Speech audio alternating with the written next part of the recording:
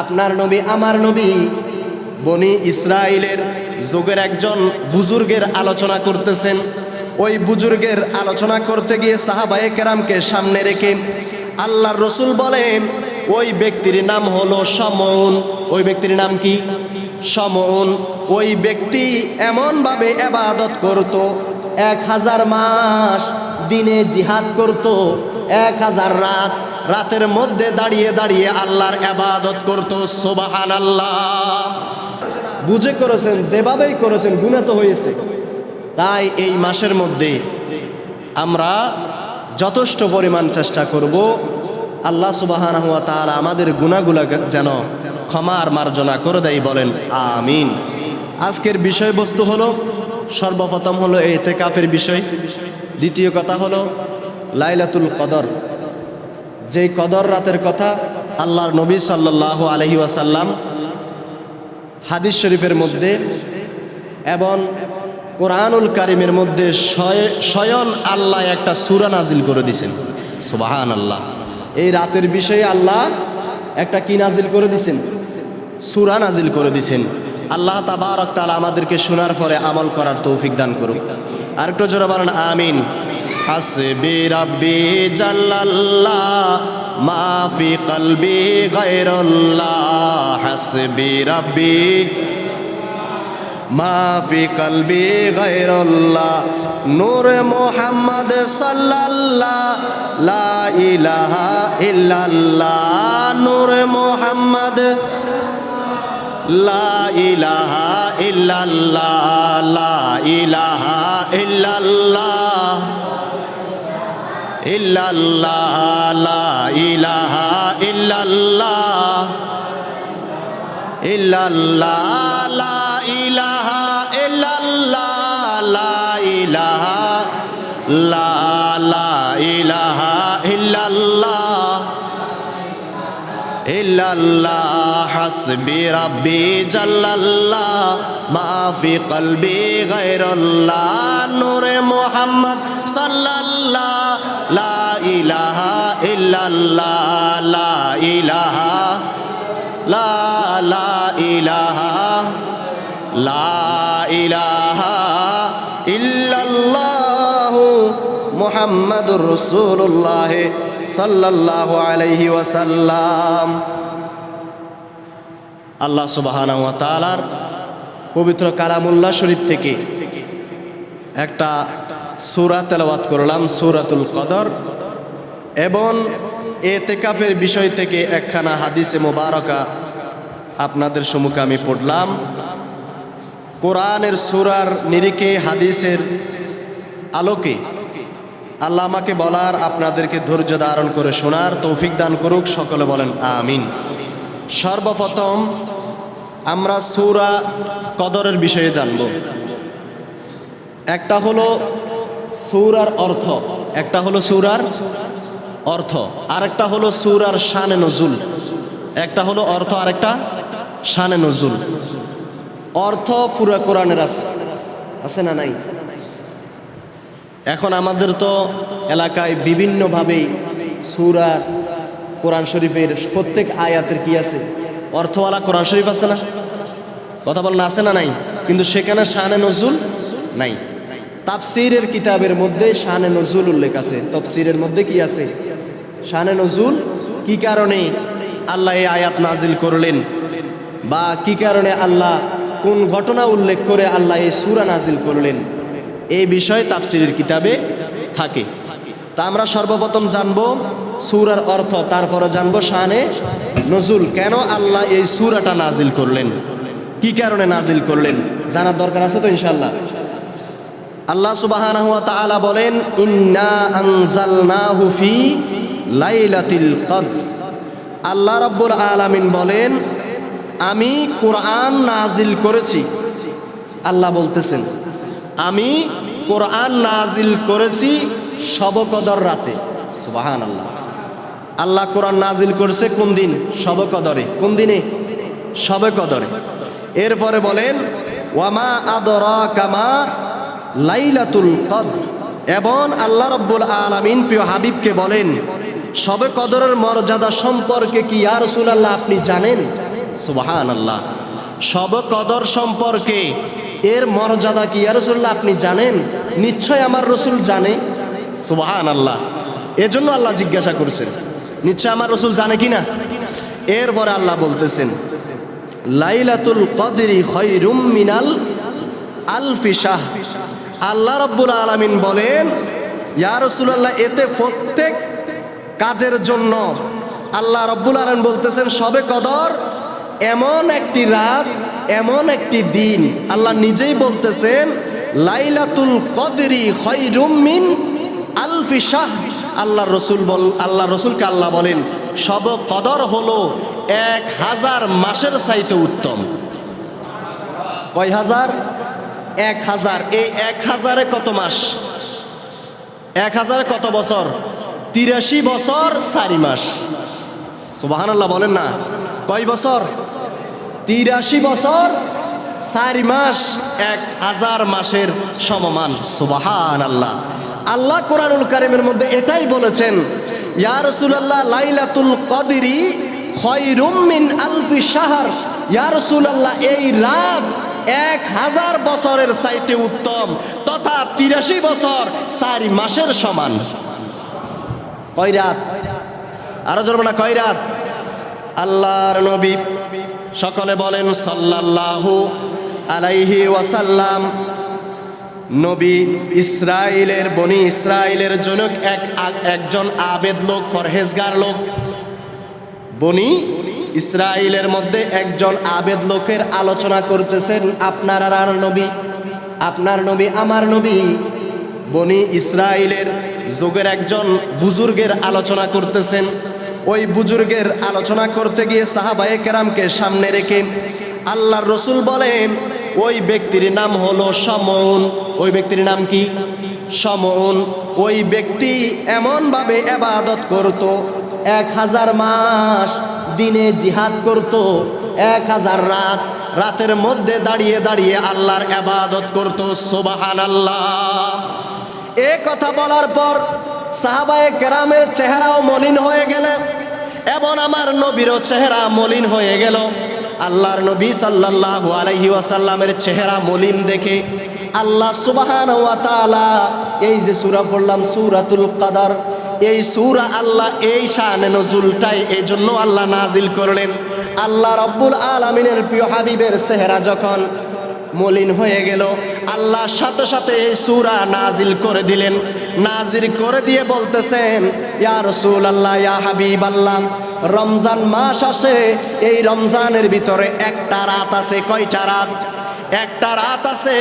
ওই একটা রাত আপনার উম্মত যদি দাঁড়িয়ে দাঁড়িয়ে ইবাদত করে, আপনার ওই বনি ইসরাইলের যুগের মধ্যে যে আবেদ লোক, মুমিন লোক যে দাঁড়িয়ে দাঁড়িয়ে রাতে ইবাদত করলো, দিনে 1000 বছর কি করলো, 1000 মাস কি করলো, দাঁড়িয়ে দাঁড়িয়ে দিনে রাতের মধ্যে দাঁড়িয়ে দাঁড়িয়ে ইবাদত করলো, দিনের মধ্যে জিহাদ করলো। আল্লাহর নবী সাল্লাল্লাহু আলাইহি ওয়াসাল্লামকে আল্লাহ এই আয়াতে কারিমা নাজিল করে বলতেছেন, সূরাটা নাজিল করে বলতেছেন ইয়া রাসূলুল্লাহ শবে কদর রাতে তথা লাইলাতুল কদরের রাতে আপনার উম্মত দিনে রোজা রাখবে, রাতের মধ্যে দাঁড়িয়ে দাঁড়িয়ে ইবাদত করবে। ওই আবেদ লোকের 1000 মাসের চাইতে আপনার উম্মতের এক রাতের আমল আমি আল্লাহ তার চাইতে বেশি দান করে দিব। কয় রাত? তার 1000 মাস। বনি ইসরাইল বংশের লোকের কয় মাস? 1000 মাস। কত বছর? 83 বছর 4 মাসের ইবাদত শুধুমাত্র আপনার আর আমার নবীর মোহাব্বতে এক রাতেই আল্লাহ দান করে দেয়। কয় রাতে? এক রাতে। ওই রাত কোন রাত? কথা বল না, কোন রাত? শবে কদর রাত। এবার আসেন শবে কদর নিয়েও কিছু মতানৈক্য আছে। আল্লাহর রাসূল সাল্লাল্লাহু আলাইহি ওয়াসাল্লাম বলেন শবে কদর তোমরা তালাশ করো রমজানের শেষ 10 দিনের বেজোড় রাতে। সুবহানাল্লাহ। রমজানের শেষ 10 দিনে বেজোড় রাতে শুধুমাত্র কেবলমাত্র ওই ব্যক্তি রমজানের শেষ দশকে শবে কদর পাবে। ওই ব্যক্তি সব কদরের স্বাদ, সব কদরের মজা, লাইলাতুল কদরের নেয়ামত শুধু ওই ব্যক্তি পাবে যেই ব্যক্তি আল্লাহর ঘর মসজিদে রাতের বেলা নয়, 10টা দিন রমজানের শেষ 10 দিনে মসজিদে এতেকাফ করবে। সুবহানাল্লাহ। কিভাবে? কারণ সে তো ওই 10 দিনে প্রত্যেক বেজোট রাত কি জোট রাতও ছিল। সুবহানাল্লাহ। বেজোট রাত্র আছে এবং জোট রাতও আছে। এজন্য আল্লাহর নবী বলেন শেষ 10 দিনে যেই ব্যক্তি ইতিকাফ করবে ওই ব্যক্তি সবে কদর খোঁজ পাবে। তাহলে যে যারা ইতিকাফ থাকবে তাদের দাম কম না বেশি? আরো জোর না কি? কেননা আল্লাহর নবী বলেছেন রমজানের শেষ 10 দিনে, রমজানের শেষ 10 দিনের প্রত্যেক বেজোট রাতেই তোমরা সবে কদর তালাশ করো। তাহলে ওই লোক যারা ইতিকাফে বসবে শেষ 10 দিনে তারা কি বসে থাকবে? কথা বলো না। বসে থাকবে না, তারা ইবাদত বন্দেগী করতেই থাকবে। ওই 10-এর ভিতরে যে কোনো একটা রাত লাইলাতুল কদর হয়ে যাবে। তাহলে আমাদের ইতিকাফ করার দরকার আছে না নাই? আরেকটু জোরে বলেন, আছে না নাই?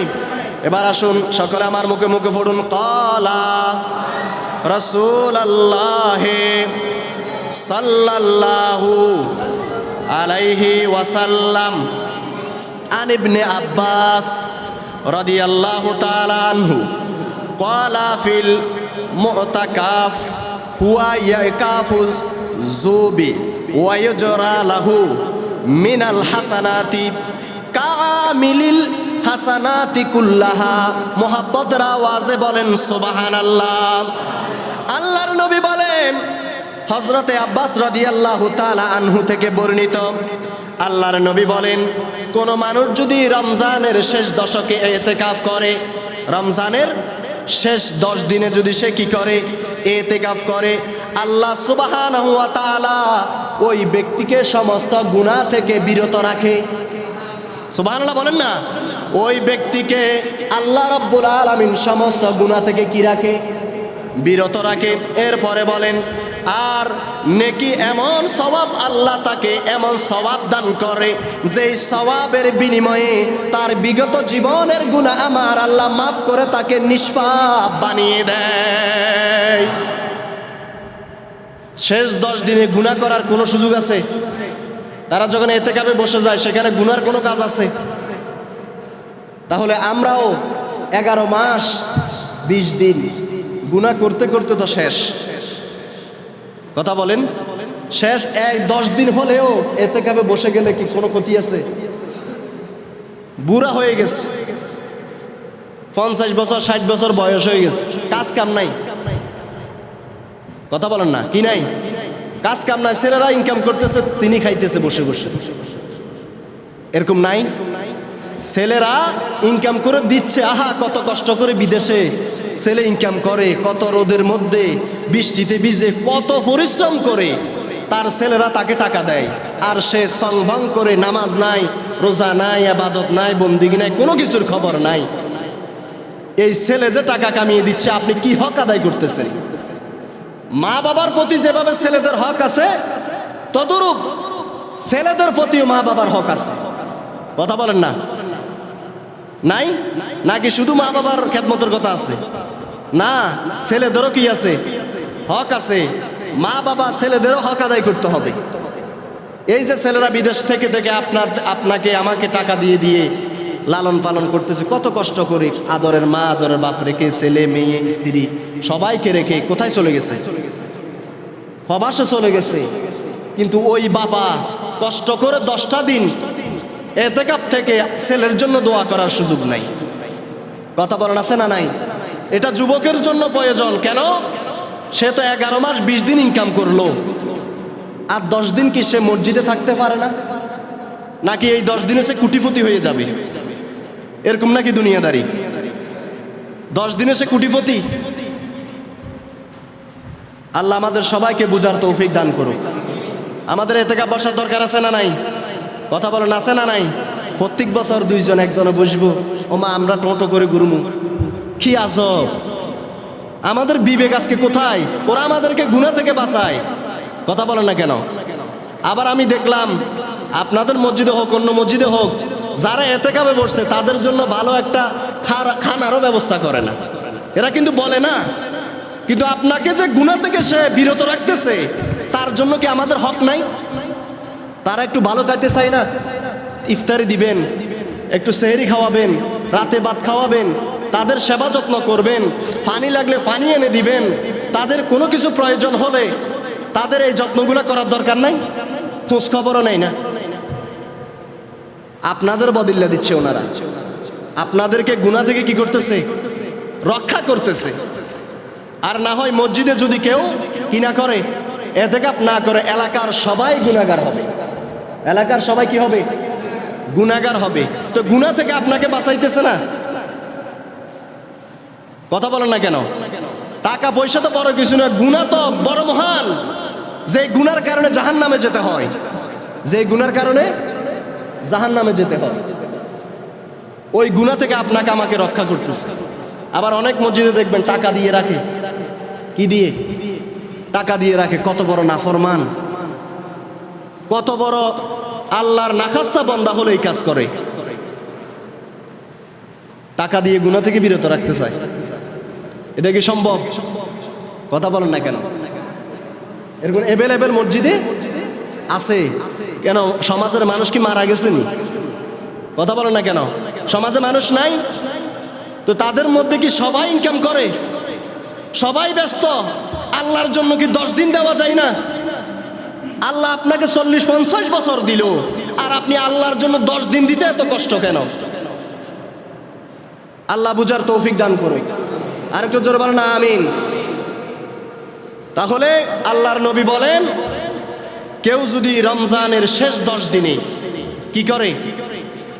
জোরে বলেন, এতেকাফ করে। আল্লাহর নবী বলেন, সেই ব্যক্তিকে আমার আল্লাহ 2টা কবুল হজের সওয়াব দান করেন।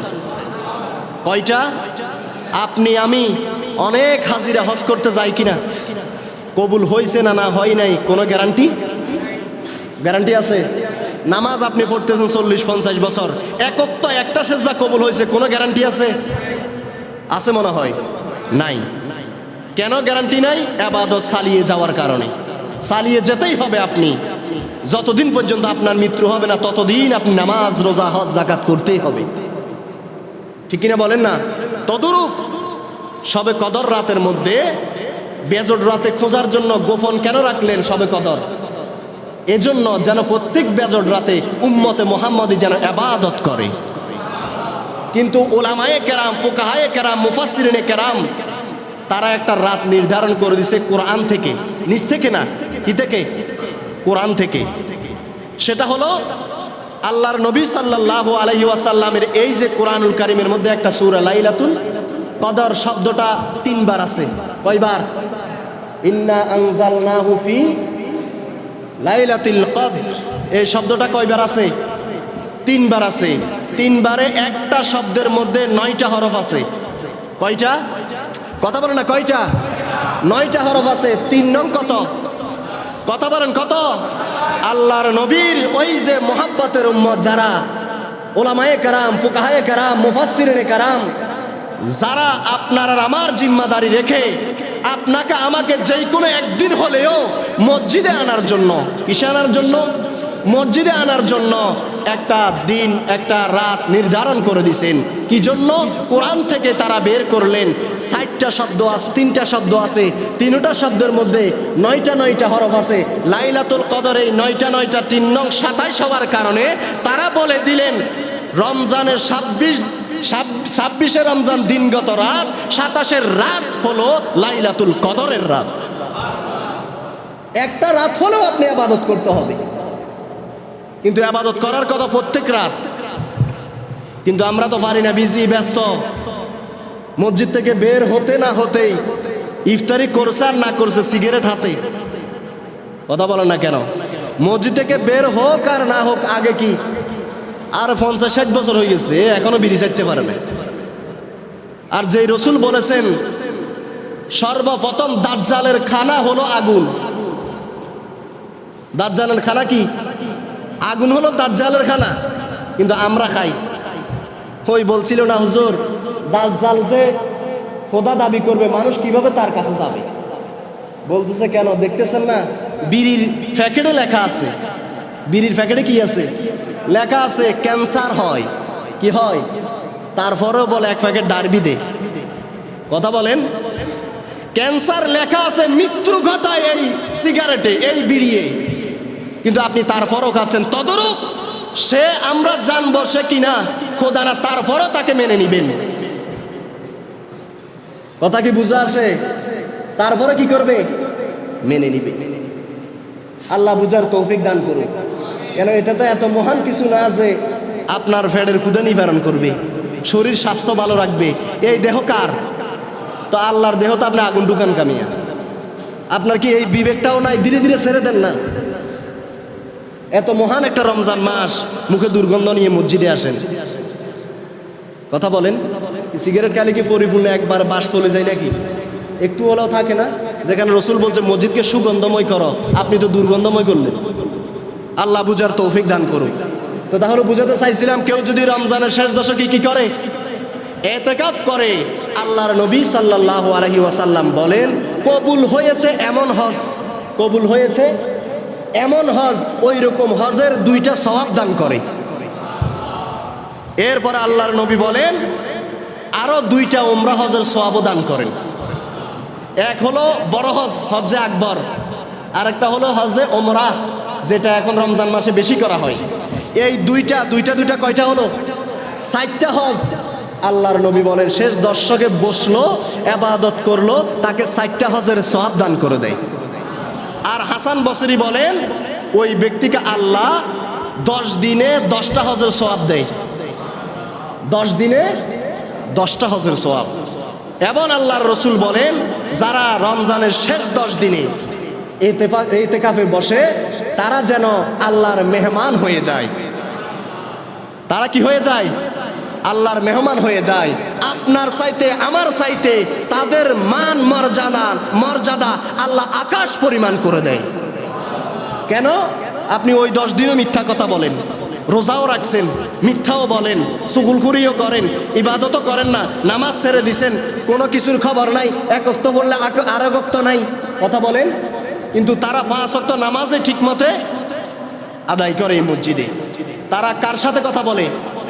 আল্লাহর সাথে, রসুলের সুন্নাত আদায় করতেছে। সুবহানাল্লাহ। আপনাকে আর আমাকে তারা গুনাহ থেকে বিরত রাখার জন্য, গুনাহ সাফ করার জন্য এই মসজিদে বসে বসে আল্লাহর ইবাদত করে। তাহলে আমাদের যুবক বলেন, মুরব্বী বলেন, ইতিকাফ থাকার দরকার আছে না নাই? আরো জোরে বলেন, আছে না নাই? শুধু 2 জনের উপর সাফাই দিলে হবে না। পাঞ্জাবি একটা দিই, লুঙ্গি একটা দিই, গেঞ্জি একটা দিই, হয়ে গেছে। আর এই রমজানে তো ফকিরকেও আরো বেশি দেয় না মানুষে? জাকাতের টাকা দিয়ে দেয় না? ফিতরের টাকা দেয় না? দেয় কি না? তো এরা কি এটার জন্য বসে? এরা তো এটার জন্য বসে না, এরা নিজেদের জন্য বসে। ওই নিজেদের জন্য বসলে আপনার আর আমার বাঁচা হয়ে যায়। আল্লাহ বুঝার তৌফিক দান করুক। মসজিদে আসলে সবাই বুঝে, মসজিদে আসলে কি সবাই ঠিক আছে, হুজুরের কথা ঠিক আছে, বাহ হুজুর ভালো ওয়াজ করছে, কিন্তু বসতে বলেন না। এটা কেমনে সম্ভব? বসার জন্য বললে তখন আর কি নাই, রাজি নাই। কারণ ওনার তো ইবাদতের কমতি নেই, তো উনি 10 দিন বসে কি করবে? ওই বললাম না, ছেলেরা কত কষ্ট করে বিদেশ থেকে টাকা ইনকাম করতেছে, বাবা এখানে ঘুরে ঘুরে খাইতেছে, মা খাইতেছে, ভাই খাইতেছে। 10 দিন যে বসে বসে একটু ছেলের জন্য দোয়া করবে, হা আমার ছেলে কত কষ্ট করে, বাপ আল্লাহ তোরে, তুই তো নামাজ পড়তে পারস না, যা পারস আমি হলেও তুই ছেলের জন্য দোয়া করি, আল্লাহ কি খুশি হবে না? কথা বলেন, হবে কি না? ছেলের জন্য যদি শুনে বাবা ইতিকাফে বসছে, যেখানে 20,000 সেখানে 30,000 দিবে। কথা বলেন না কেন? দিবে কি না? ছেলে খুশি হয়ে যাবে, আমার আব্বা আল্লাহর মেহমান হয়েছে। কিসের মেহমান? আল্লাহর মেহমান। অনেকের ভাই আছে, আরো 3-4 ভাই বাড়িতে বাড়িতে হাঁটাহাঁটি করে, কাজ কাম নাই। এবং ঘরের ভিতরে মহিলারাও বসার দরকার আছে না নাই? কথা বলেন, আছে না নাই? ছেলের বউরা আছে, তারা কাজ কাম করবে। আপনি 10 দিন ইতিকাফে বসেন, শুধুমাত্র একটা অনুমতি নিতে হবে, শুধু স্বামীর কাছ থেকে, আর কারো কাছ থেকে অনুমতি নিতে হবে না। কয়টা অনুমতি? একটা, শুধু স্বামীর কাছ থেকে কি নেন? অনুমতি নিয়ে আপনি এতেকাফে বসে যান। আপনার ছেলের বউরা আছে তো কাজ করার জন্য, আপনি কেন? কথা বলেন না, দরকার আছে না নাই? আপনাদের মারা যারা আছে আপনারা বসাই দেন। মা, আপনার ছেলের বউ আছে, আমরা আছি, আমরা কাজ কাম করবো, আপনি কিসে বসেন? এতেকাফে বসেন। আপনি ছেলে আপনার বাবাকে বলেন না, আব্বা আপনি এতেকাফে বসে যান, আমরা আছি, আমরা আপনার সংসার সামলাবো, আমরা দেখাশোনা করব। তাহলে ওই বাবার কি অন্তর একটু হলেও নরম হবে না? কথা বলেন, হবে কি না? তাহলে ওই এতেকাফ আমাদের জন্য দরকার আছে না নাই? আরো জোরে বলেন, আছে না নাই? এখন দেখবেন অনেকে বলবে উইবা নবইয়ে রাখিলে বইতাম, এলে হর কিনা তুই ইবার কথা কর, তুই বসে না। কথা বলেন না, ওর কথা না বলে নিজে বসো। এজন্য আমরা ফরের দোষটা বেশি খুঁজি, নিজের বগলে দুর্গন্ধ। ঠিক কিনা বলেন?